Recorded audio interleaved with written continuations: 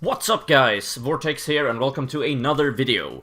The season finale of Rebels Season 4 just dropped and me and my friend just watched it, and as I've covered the previous season finales, I thought it would be proper to cover this one as well. Now, I don't have a proper script for this video, I only have a few notes here and there, so this will mostly be ad-libbed, but whatever, let's get into the video. Let's go! So, Star Wars Rebels is finally over. The show ended on the supposed high note in the Season 4 finale. Killing Kanan was a bold-ass move, which I respect. It needed to be done because they chose to focus on Ezra in this case. Kanan grew on me towards the end of the show, and I would have liked the show with him and Hera in focus instead. In my opinion, the other characters steal the spotlight way too much all throughout, and only now, towards the end, do we get to see some heart, only to kill Kanan shortly after. So I see what they did, and I can appreciate what they did, but I see so much wasted potential. So much more could have been done had they chose to walk a different path, you know? I have a few problems with how they handled the finale. Ezra discovering the temporal abilities of the Lothal Temple was indeed a cool idea, but it has been done to death before. But I appreciate them doing something different, at least. They included the father, the son, and the daughter, which gives a cool connection to the Clone Wars cartoon, giving him the option to save Kanan from dying, but declining since he needed to die in order to save the others was okay, I guess. Gave a nice, you know, immoral dilemma. The way they handled Ahsoka's return was kinda nice. They revealed that her disappearing after her supposed death to Darth Vader at the end of Season 2, Ezra actually time-warped and pulled her out of the fight using the Lothal Temple. A nice touch, indeed. But the final two episodes, the final two-parter there, it was a bit of a clusterfuck. It was Deus Ex Machina all over. Trying to capture Governor Pryce with the Loth Wolves could have been done different as well. I don't really... The Rebels are supposed to be the underdogs, yet they always find ways to... Then there's no risk, really. I want risk. I'm not saying I want a totally dark and edgy show. I want grit. I want to see that the enemy is capable of their job so that I can fear them, you know. If the enemies are capable, the heroes are always at risk. That means that I will care for the main lead characters when they go do some stuff, since they can die off at any moment. The Walking Dead handled this very good in the first and second season. Now, that is a completely different question, but you see what I mean.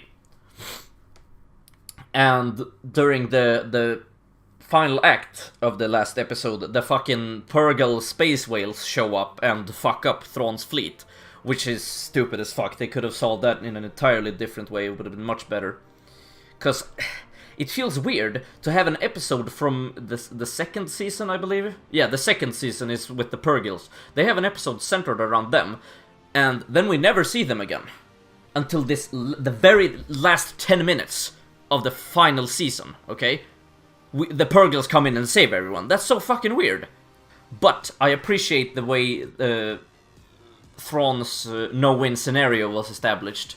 Basically, the rebels capture Governor Pryce and evoke Protocol 13, which tells all the Imperial forces in the area to move back to main base and blast off into space. We're done with this planet, let's move on to the next one.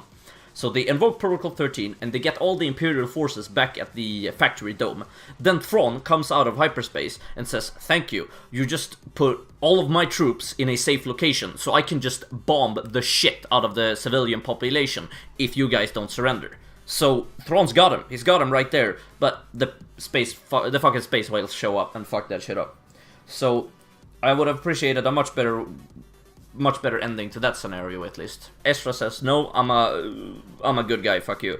Then the Emperor calls in 3 Red Guards, which fuck Ezra up. They fuck him up. He has no weapon, and they own him. And they use their vibroblades to, you know, hold him in place. They hold him in place in air. Then 3 stormtroopers come in, and they try to shoot him. Remember, Ezra is in the air, stationary, immovable, and the stormtroopers still miss because of Ezra's huge fucking plot armor. Yeah.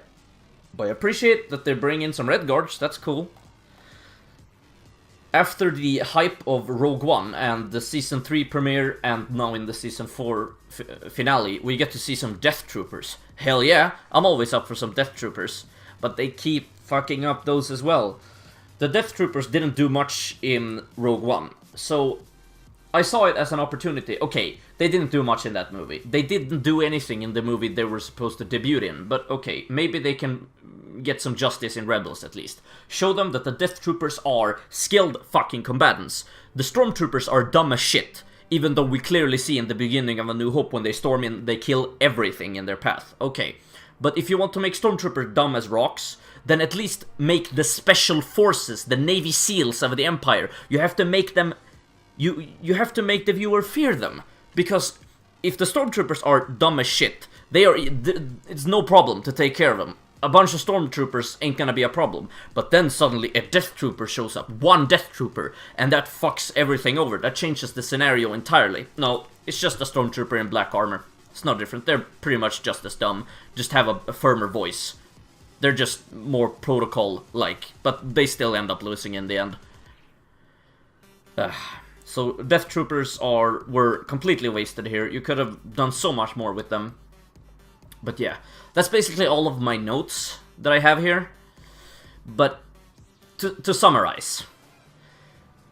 Personally, I did not like the way they handled the Season 4 finale. They could have done so much more if they focused on the more interesting parts. Kanan, Hera, Thrawn, those are interesting. The other characters really aren't.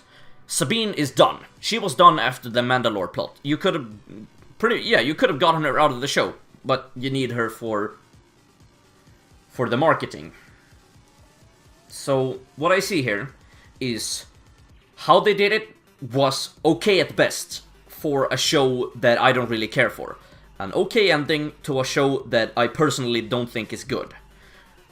But what I also see is fuckloads of piles of wasted potential, which could have been utilized so good.